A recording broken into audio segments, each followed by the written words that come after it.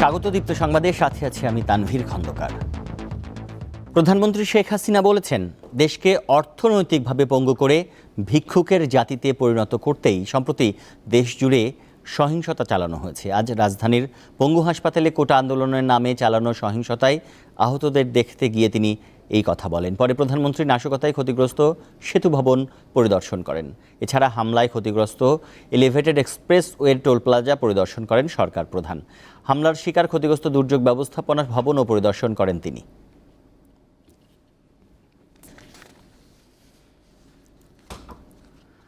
নারায়ণগঞ্জে সকাল ৮টা থেকে বিকেল ৫টা পর্যন্ত কারফিউ শিথিল করায় গতি এসেছে জনজীবনে। সচল হয়েছে ব্যবসা বাণিজ্য। জেলার গুরুত্বপূর্ণ জায়গায় সতর্ক অবস্থানে রয়েছে সেনাবাহিনী। বিস্তারিত জানব সহকর্মী গৌতম সাহার কাছ থেকে।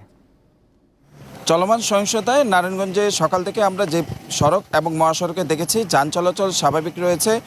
নারায়ণগঞ্জের যে মহাসড়কে দূরপাল্লার পরিবহনের চাপ দেখা গেছে, সেই সাথে মানুষের কিন্তু চাপ দেখা গেছে এবং ঢাকা নারায়ণগঞ্জ যে লিঙ্ক রুট রয়েছে সেখানে কিন্তু মানুষের চাপ দেখা গেছে। তবে গাড়ির যে না পাওয়ার, যে স্বাভাবিক গাড়ি না পাওয়ার যে দুর্ভোগ কিন্তু দাবি করছেন যাত্রীরা। তবে আমরা যে বিষয়টি দেখেছি, নারায়ণগঞ্জের বিভিন্ন পয়েন্টে কিন্তু সেনা সদস্যরা, পুলিশ এবং র্যাব, বিজিবি তারা টহল দিচ্ছেন এবং নজরদারি করছেন এবং তল্লাশি করছেন। আমরা এখন আছি নারায়ণগঞ্জের যে ধ্বংসস্তূপে পরিণত হওয়া তাণ্ডবকারীদের যে পিবিআই অফিস, এই পিবিআইয়ের অফিসের কার্যালয়ের সামনে আমরা একটু দেখাতে চাচ্ছি ভিতরের যে ধ্বংসস্তূপে পরিণত হচ্ছে এই পিবিআইয়ের অফিসে তাণ্ডবকারীরা প্রথমে ভাঙচুর, লুটপাট করে এবং বেশ কয়েকটি গাড়িতে তারা অগ্নিসংযোগ করে এবং এই অগ্নিসংযোগের পরবর্তী সময় তারা কিন্তু আবার দ্বিতীয় দফায় এই ভেতরের যে তাদের অফিস রয়েছে সেই অফিসের এখানে কিন্তু তারা কিন্তু আবার দ্বিতীয় দফায় অগ্নিসংযোগ করে।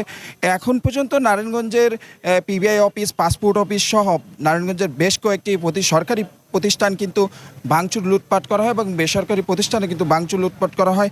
এখন পর্যন্ত যে বিষয়টি আমরা জানতে পেরেছি, নারায়ণগঞ্জের দফায় দফায় সংঘর্ষের ঘটনা এবং তাণ্ডবের ঘটনায় 22টি মামলা দায়ের করা হয়েছে এবং একাধিককে গ্রেপ্তার করা হয়েছে এবং এখন পর্যন্ত তারা কিন্তু বিভিন্ন জায়গায় কিন্তু চিরুনি অভিযান চালাচ্ছেন এবং অভিযান করছেন এবং গ্রেপ্তার আইনের আওতায় আনছেন।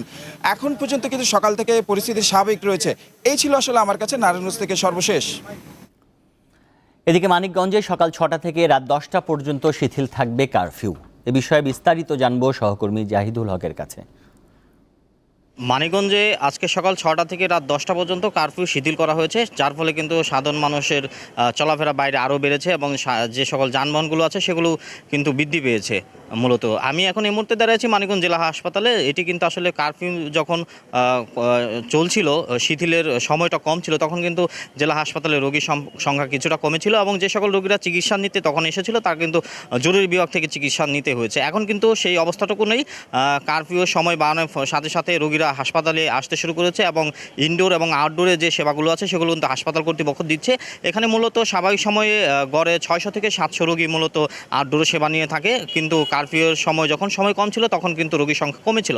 এখন হাসপাতাল কর্তৃপক্ষ যেমনটি বলছে, রোগীর সংখ্যা বাড়তে শুরু করেছে এবং ভর্তি রোগী যারা আছেন তাদেরকে কিন্তু সেবা দিতে পারছেন এবং সার্বিক ব্যবস্থা যেটি আছে সেটি কিন্তু স্বাভাবিক রয়েছে হাসপাতালে। এবং আরেকটি খবর যদি জানিয়ে রাখি যে মানিকগঞ্জে কিন্তু আইনশৃঙ্খলা বাহিনী যারা আছেন তারা কিন্তু মাঠ পর্যায়ে কাজ করছেন, সেই সাথে কিন্তু সেনাবাহিনীর যে টহল টিম আছে তারা কিন্তু তাদের যে নিয়মিত দায়িত্ব সেগুলো কিন্তু পালন করছেন।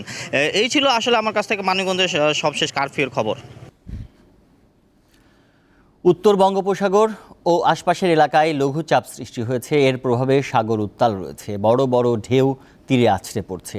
3 দিন ধরে উপকূলীয় এলাকায় বৃষ্টিপাত হচ্ছে। এতে পটুয়াখালীর অনেক নিচু জায়গায় পানি জমে জলাবদ্ধতার সৃষ্টি হয়েছে। পায়রা সহ সব সমুদ্র বন্দরকে 3 নম্বর স্থানীয় সতর্ক সংকেত দেখিয়ে যেতে বলেছে আবহাওয়া অফিস। সব মাছ ধরা ট্রলারকে উপকূলের কাছাকাছি থেকে সাবধানে চলাচল করতে বলা হয়েছে।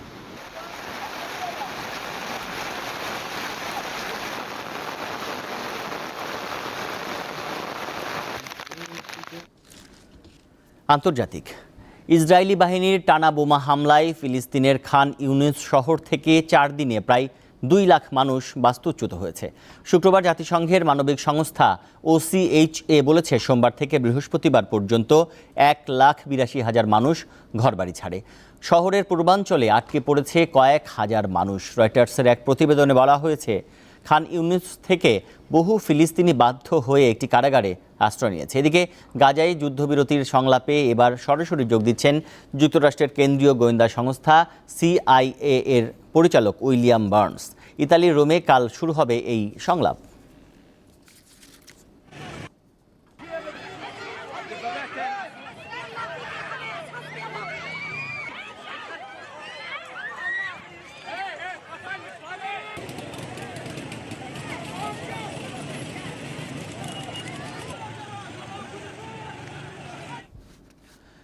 যুক্তরাষ্ট্রের প্রেসিডেন্ট নির্বাচনে রিপাবলিকান প্রার্থী ডোনাল্ড ট্রাম্পের সঙ্গে দেখা করেছেন ইসরায়েলের প্রধানমন্ত্রী বেনিয়ামিন নেতানিয়াহু।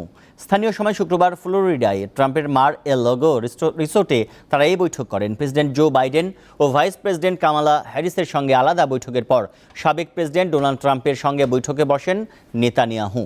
বিশ্লেষকদের মতে ট্রাম্প যুক্তরাষ্ট্রের প্রেসিডেন্ট নির্বাচিত হলে গাজায় চলমান যুদ্ধ নিয়ে তার মনোভাব ও নীতি কেমন হবে তা নিশ্চিত হতে চাইছেন ইসরায়েলি প্রধানমন্ত্রী।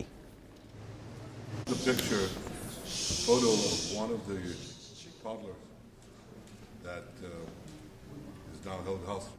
সংবাদ শেষ করব ভিন্ন রকম একটি খবর দিয়ে। জাপানের টোকিওতে বাড়ছে নারী রিকশা চালক। এই সংখ্যা এখন 100 ছাড়িয়েছে, যা মোট রিকশা চালকের শতকরা 30%। দক্ষ একজন চালক প্রতি মাসে গড়ে $6,500 বেশি আয় করেন, যা জাতীয় পর্যায়ের মাসিক মজুরির 3 গুণ। রিকশা চালানো যে শুধু পুরুষের কাজ নয়, সেটাই সবার সামনে তুলে ধরেছেন জাপানের এই তরুণী। 22 বছর বয়সী মিসাতো অতোশি প্রচলিত প্রথার দেয়াল ভেঙে গ্রীষ্মের মধ্যে পর্যটকদের নিয়ে ঘুরে বেড়ান তিনি।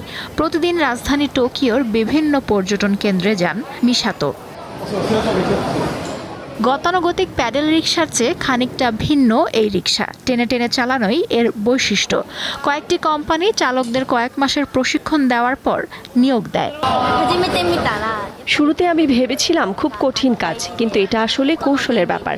আমি এখন খুব সহজেই 250 কেজি টেনে নিতে পারি। 4 মাস প্রশিক্ষণ নিয়েছি। টোকিওর এসব রিকশা চালকের প্রতিদিন গড়ে 20 কিলোমিটারের বেশি হাঁটতে হয়, তাই থাকতে হয় শারীরিকভাবে দৃঢ়। গত 2 বছর বেশ আনন্দের সঙ্গেই আমি রিকশা চালাই। মানুষ মনে করে এটা শুধুমাত্র ছেলেদের কাজ, তবে আমি মনে করি পেশার ক্ষেত্রে নারী আর পুরুষ বলতে কিছু নেই। আমি আনন্দের সঙ্গে কাজটি করি। সামাজিক যোগাযোগ মাধ্যম থেকে এই পেশার প্রতি আগ্রহী হয়েছেন বলে জানান অনেকে। লুৎফা ফৌজিয়া, দীপ্ত, বার্তাকক্ষ। এই ছিল এখনকার মতো। পরের সংবাদ দুপুর 1টায়। এছাড়াও দীপ্তর বিশেষ সংবাদ দেখুন আজ বিকেল 4টা পর্যন্ত প্রতি ঘন্টায়। ধন্যবাদ সবাইকে।